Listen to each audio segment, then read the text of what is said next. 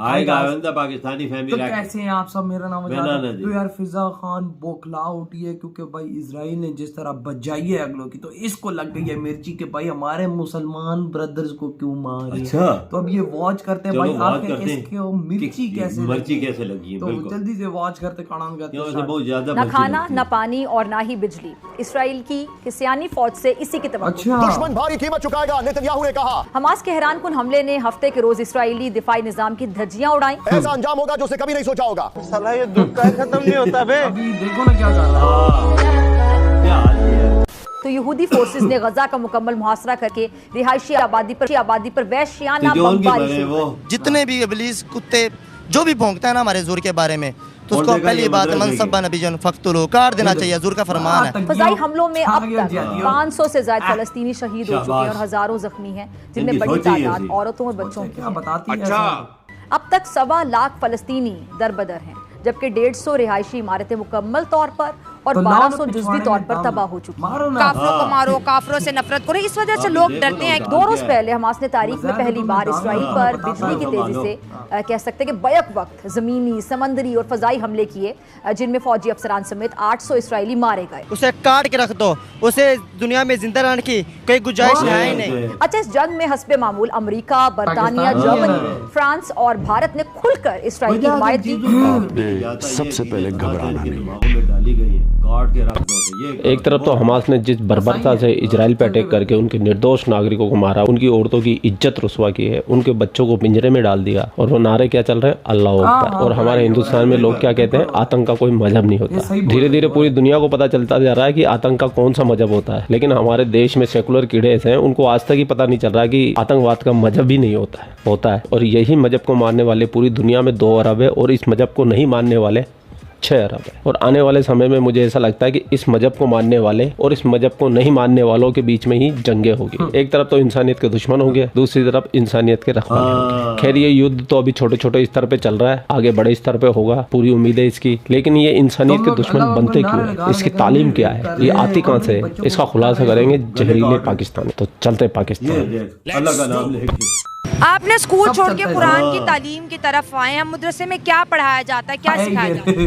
वो जहाद करेगा। मस्जिद में यही है कि दीनी तालीम सिखाया जाता है, स्कूलों में कुछ भी नहीं पढ़ा आजकल। सच में यार, क्या था ये? देखा जाए कोई नौकरी कहता है ना, तो नौकरी भी नहीं मिलती। सही बात है, हर कोई धक्के खा रहा है, इसी तरह ही है। तो मदरसे में अल्हम्दुलिल्लाह अभी मैंने हिफ्ज करके छोड़ा है, अल्हम्दुलिल्लाह अल्लाह ताला ने 100 शागिर्द अता फरमाया है। मैं क्या तो इस उम्र में आके ना अल्लाह ताला ने सना खानी भी हासिल मुझे दी है, और इस उम्र में इतनी सी उम्र, मेरी 17 साल एज है, और बड़े बड़े मैं तकरीबन 40 से 50 के करीब जो भी उनके सरपरस्त आते हैं, तो इस हाथों के बोझ से लेते हैं।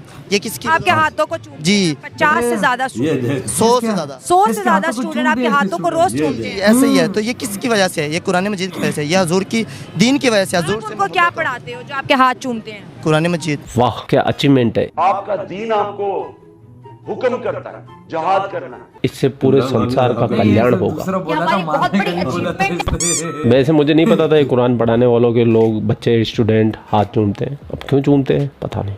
मेरी बात सुने, जो आपके 100 तलिबा हैं वो जब बाहर निकलेंगे, मदरसों का तो इतना अब आपको पता है, इतना ट्रेंड नहीं, अब इंग्लिश स्कूल ज़्यादा खुल रहे हैं, तो जो बच्चे मदरसे से जाते हैं उनका क्या कैरियर होता है? उनका यही कैरियर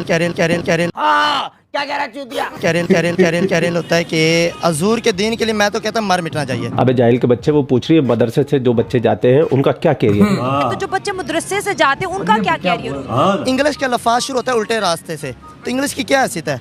इंग्लिश उल्टी है जी, उल्टी है। हमारी अरबी सीधे रास्ते से शुरू हो रही है, ठीक है, हमें सीधे रास्ते पे लगाएगी। जाना था जापान, पहुंच गए चीन। ठीक है, तो इंग्लिश में कुछ भी नहीं पढ़ा, हमने खुद इंग्लिश को ज़्यादा इज्जत दी है, मगर इंग्लिश की कोई इज्जत नहीं है। हमारे पाकिस्तान की उर्दू लफाज जो उर्दू बोलने वाले हैं वो ज़्यादा बेहतर है, इंग्लिश की मैं कहता तो कोई वैल्यू नहीं। ये मेरा भाई बिल्कुल सही बोल रहा है। इन पाकिस्तानियों की नज़र में इंग्लिश की कोई वैल्यू नहीं है, इसलिए पूरी दुनिया के अंदर इंग्लिश को लेकर इनका मजाक बनता है और ये उड़वाते हैं। लेकिन इन पाकिस्तानियों में एक करामात और भी है कि इंग्लिश फिल्में बहुत देखते हैं, अलग अलग VPN लगा के। क्यों ठगी हो? इसलिए तो पूरी दुनिया में नंबर 1 हो वो उल्टी सीधी पिक्चरें देखने में।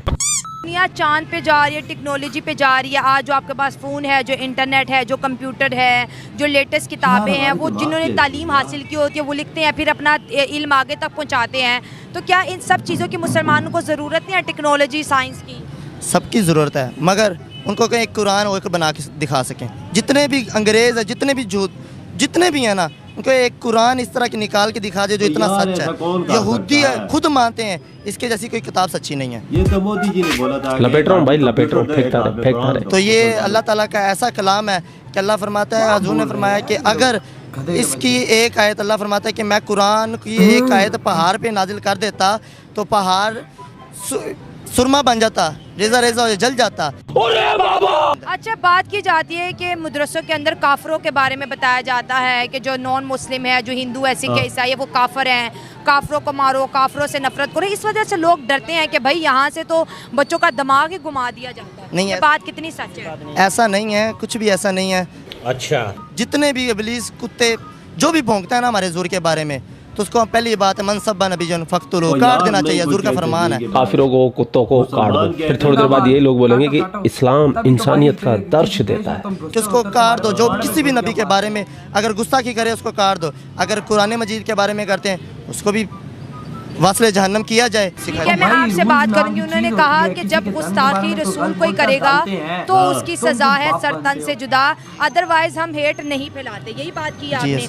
इन मदरसे बच्चे से बात करूंगी, आप थोड़ा साइड पे हो जाइए। ये देखिए 17 साल के इनके 100 शागिर्द हैं और कहते हैं सारा दिन बच्चे मेरे हाथ चूमते रहते हैं, मैं उनको कुरान पढ़ाता हूँ। आप क्या कहेंगे?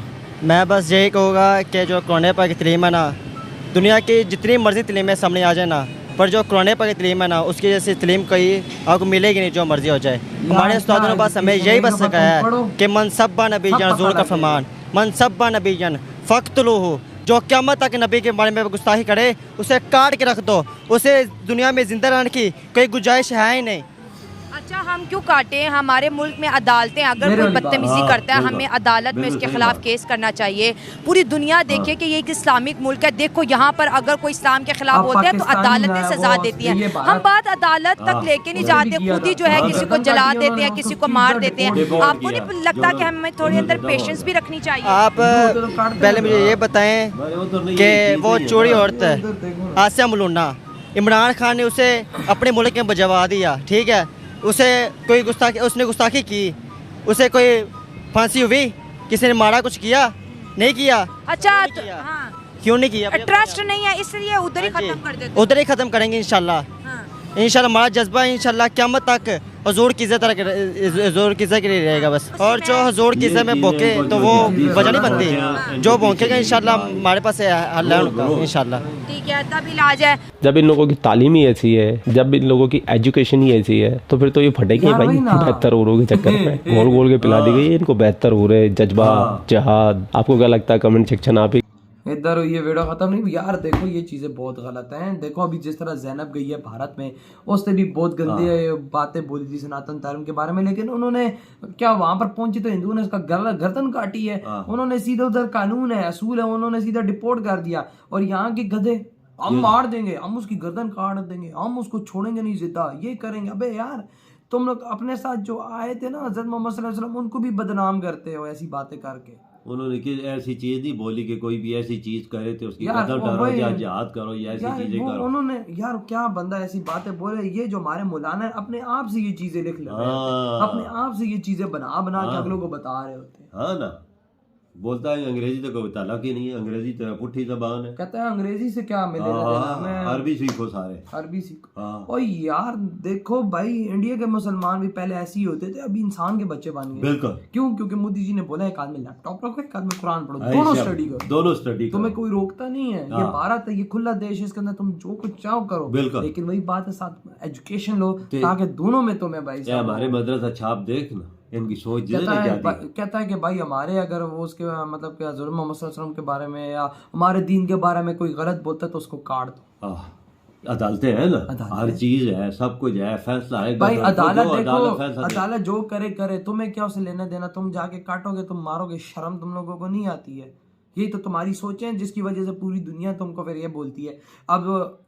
अब वो फिजा बोलती है कि भाई इजराइल पे हमले हो गए हैं। जब अभी इजराइल ने मारनी शुरू की है उनकी, तो भाई इसको वो उन्होंने भी बाबा छोटे छोटे इजरायली बच्चों को पिंजरों में रखा हुआ है। देख औरतों के हमास ने ना, नहीं बोलना चाहिए, लेकिन औरतों के रेप करके उनको मार रहे हैं। गलत चीज लोगों को क्या क्या वो कर रहे हैं। और देखो यार अगर तुम लोग इतना ही हो ना कि भाई तुम लोग ये कर, तुम ऐसी हरकतें कर रहे हैं। पहले तो जो हमास ने हरकत की है वो गलत की है, गलत चीज है। जब देखो मजे की बात तब थी ना, मैं कहता जब इजराइल वाकई में पंगा करता है ना फिलिस्तीन में, क्योंकि भारत साथ देता था फिलिस्तीन का, कहता था तुम लोग गलत कर रहे हो अंदर, फिलिस्तीन पे ऐसा काम ना करो।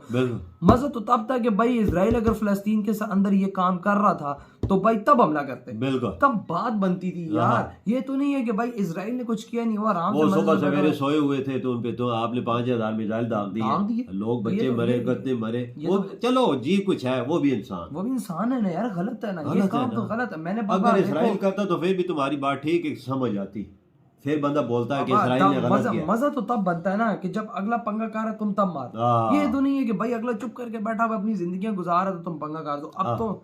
अब मैं कहता हूँ कि फलस्तीन का नाम नहीं रहने वाला, क्योंकि उसने बोल दिया उसके साथ भारत है, उसके साथ सारे देश है, क्योंकि गलत हुआ है। अब पूरी दुनिया इजराइल के साथ है, क्योंकि भाई ये सबको पता है कि इन्होंने गलत किया। ये बोला मिट्टी में मिला देंगे सबको, 50 साल तक कुछ नहीं होने वाला, तो समझ जाओ मिट्टी में मिला देंगे। और ये वो काम शुरू हो गया, टैंक पहुंच चुके हैं, सब कुछ हो गया। तो यार आपकी क्या थॉट है?